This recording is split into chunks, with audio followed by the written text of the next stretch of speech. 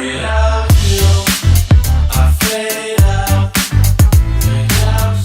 what's going on, everybody? So it's Sunday, which means that it's time to prep our meals for the rest of the week. And you know what? I'm a pretty simple guy. I can get away with eating the same thing for lunch every single day and then just switch it up about every week or so. So today, what I'm going to do is I'm going to make a huge batch of carnitas. Now normally, I make this recipe in the crock pot and I let the carnitas simmer for about a day. But since we got the Instant Pot, I'm going to see if we can get it done in a solid 3 hours. That way, maybe we'll be able to share some with the kids for dinner. So today I'm going to show you my take on Instant Pot carnitas. Now, at the end of the day, it's really hard to mess up a good pork shoulder. There have been times where I've just seasoned it with some salt and pepper, thrown it in the crock pot, and it was delicious. Today I feel like making a little bit more of an effort, so I'm going to be using a Mojo-based recipe. If any of you have ever seen the movie Chef with Jon Favreau, that is one of my all-time favorite movies, and there is this scene where John Leguizamo is just going at it with a hunk of pork, literally. And I think about that scene every time I make this recipe.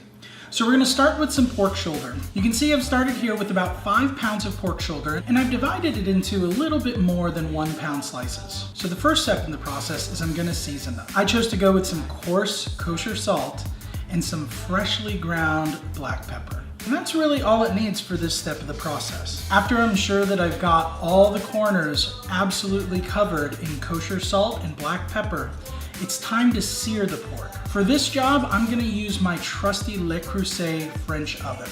Now before we put in the meat to sear, we gotta oil up the pan. Here I'm using a generous serving of avocado oil, which is my go-to oil for searing because of its high smoke point and its health benefits overall. Now if you're looking to simplify, the Instant Pot absolutely does allow you to sear meat straight in the pot. But I just love the sear that a good piece of cast iron can give. There's nothing that can beat it, and it's worth the extra step for me. So we're gonna remove the pork from the Dutch oven. Check out that fond on the bottom. We're not done with that. We're gonna come back for that later. Those brown bits that you see stuck to the bottom of the pan there are some of the most flavorful parts that we wanna make sure that we preserve and incorporate into the final dish. So while we've got some of the avocado oil and the rendered pork fat lying at the bottom of that pan, we're gonna go ahead and put in some diced onion and some minced garlic. And really what we're looking to do here is we're just gonna sweat them out lightly. We're not cooking them all the way through. They've got plenty of time to cook in the pressure cooker.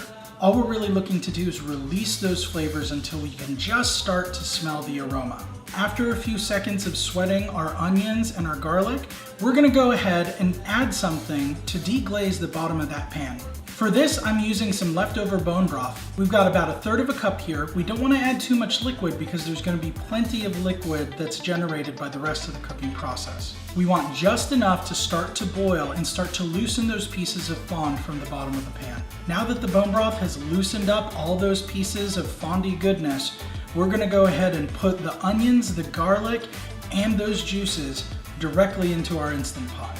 Next, we're gonna start to lay our pieces of seared meat directly on top of that. Now, the final step in the process is the Mojo marinade. Now, typically you would marinate this piece of meat for at least a day, but I'm hoping that the pressure cooker will help these flavors to infuse much faster. This marinade is super simple.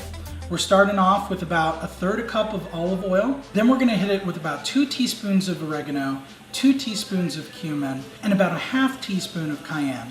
You can use more or less cayenne depending on how spicy you want your final product to be, but since our kids are going to be eating some of this, I wanted to make sure that it was reasonable for them. Next comes time for the best part, the citrus fruit. I've got 2 amazing oranges that I am going to extract every last bit of juice as I possibly can out of, and I've got 2 limes. This will provide just a hint of sweetness, and it'll provide some much needed acid to cut through the richness of the fat. We're gonna whisk the marinade vigorously to incorporate all of the components. Then we're going to pour it generously over the pork. Final step of the process is to close up the Instant Pot and set it for 3 hours. And in 3 hours, we should have some absolutely delicious, moist, and flavorful carnitas. Okay, so it's been 3 hours. The carnitas are now done. So now it's time for the moment of truth. We're gonna pull off the lid and see if the Instant Pot did in 3 hours what typically takes a crock pot 24 hours to do. Without you, I fade out. Without don't know about you, but these are looking pretty good.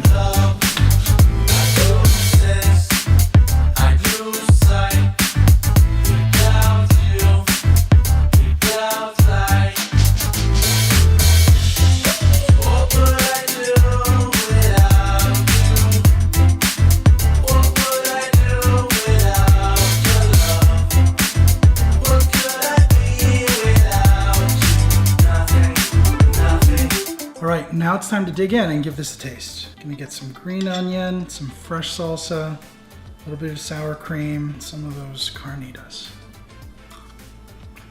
The flavors from the marinade are really subtle, but they really shine through.